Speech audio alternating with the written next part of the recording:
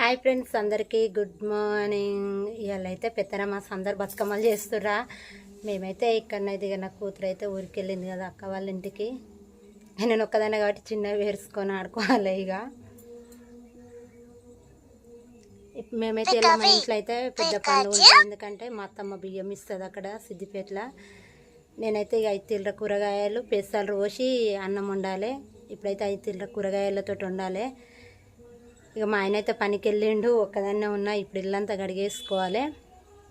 కడిగేసుకొని 5 తీళ్ళ కూరగాయలు పెసలు రోసి వండుకోవాలి. పెసలు రోసి అన్నం వండుకోవాలి. మేమైతే ఇప్పుడు మా అత్తమ్మ మేము బియ్యం ఇవ్వద్దు కాబట్టి మా అత్తమ్మ ఇస్తుంది అక్కడ.